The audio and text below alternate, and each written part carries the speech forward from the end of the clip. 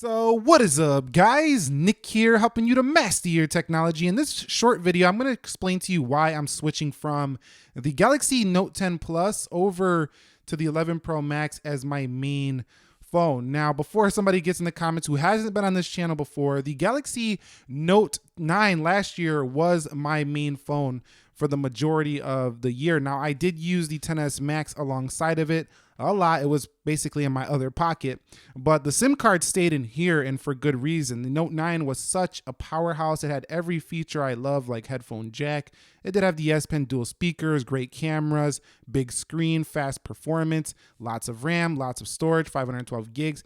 This phone right here was everything I could dream of in a phone at the time. Okay, so the first reason I'm switching to the 11 Pro Max is the cameras. Now, first of all, I want to say I think the design is a little cleaner looking on the camera setup for the Note 10 Plus. And yes, I know it has 4 cameras on the rear versus 3, but I actually tested both of these already. I will share those samples in my upcoming comparison between these two, but I gotta say I'm more impressed with the results I got on the 11 Pro Max. If you want to see some video test results from this, check out my recent iPhone 11 Pro video test. You're just absolutely gonna be stunned by these cameras. They do have 4K 60 on the rear and 4K 60 on the front.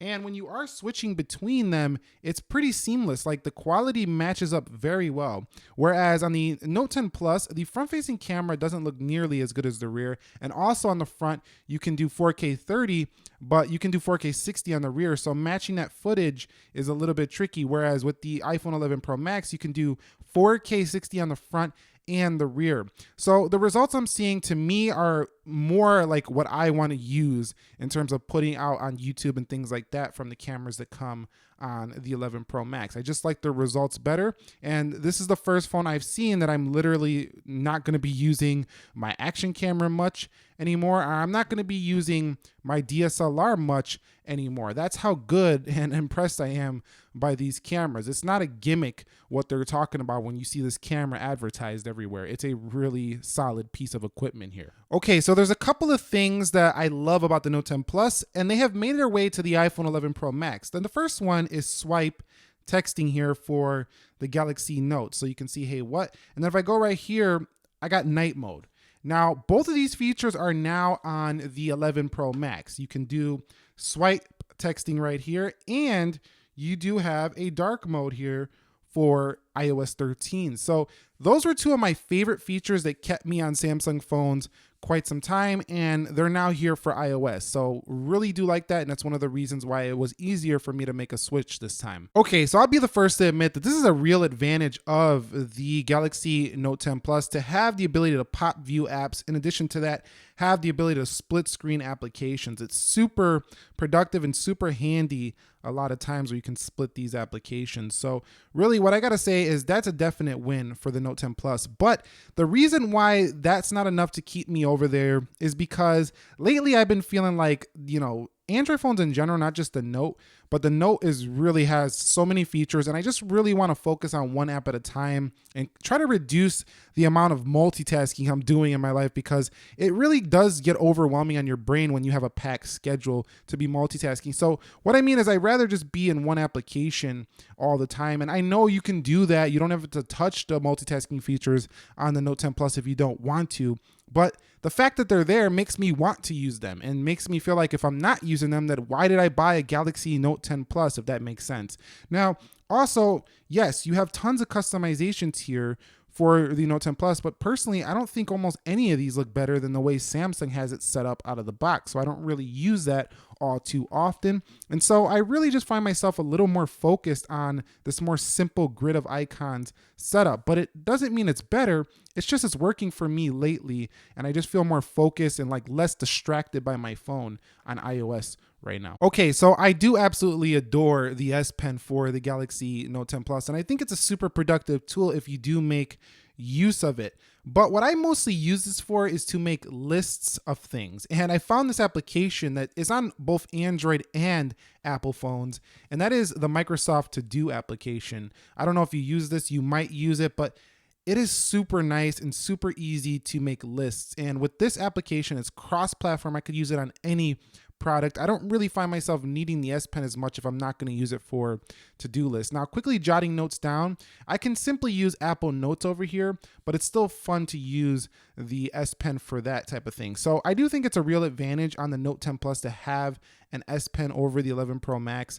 But for me, I find myself not using it quite as much since I got that Microsoft To Do application and all these other features like Live Message, AR Doodle. I don't really mess with those too much. I'm more productivity focused than using those type of features. That's more like the creative stuff. Okay, so a couple of other reasons. The matte textured back. This is really something to lay your eyes on. If you haven't been to the Apple Store or electronics store that has a Pro Max or a Pro, check it out. The matte texture back, it's not a fingerprint magnet, whereas the Note 10 Plus is a definite fingerprint magnet. You can't see it much on the Aura Glow here in video, but believe me, I wipe this thing down almost every day with my rag right here. So definitely, you don't have to do this much anymore unless you get fingerprints on the Apple logo right there. But other than that, this phone right here, really not a fingerprint magnet. I absolutely love that about this. And over here, I like the curves on the edges, and even so much so that I think that ergonomically, the Galaxy S10 Plus is more comfortable to use than the Galaxy Note 10 Plus, which has more of a square design. Now that's a trademark Note thing, but I'm just not feeling this as much as the corners on the 11 Pro Max. They just feel more comfortable to hold than this phone in general just feels more comfortable to hold in terms of ergonomics than the Note 10 Plus, although it's heavier, which is a win for Note 10 Plus. Next up is the battery. Now the battery is not as large here on the Pro Max as the Galaxy Note 10 Plus, but I'm finding myself to get almost the same type of battery life, and I find this phone to have much better standby battery life than the Note 10 Plus. Fast charging included with the 11 Pro Max is not slow either in my experience. So really that's kind of a wash. There's really not much in the way of those two. I just really like how the Pro Max can finally fast charge right out of the box and kind of catches up to Samsung here. So that's not really a benefit anymore here for me to use a Samsung phone. Also, the glass back does wireless charge just like this phone. And finally, I have a very specific reason, and that is LumaFusion. Now, I really would like to just take a video and edit when I'm out on the go. And there is no video editing app, I've tried them all, that's as powerful as this one on Android or the Galaxy Note 10 Plus. Now their built-in video editor is decent, but the iMovie is just as good as that built-in video editor for me on the Note 10 Plus.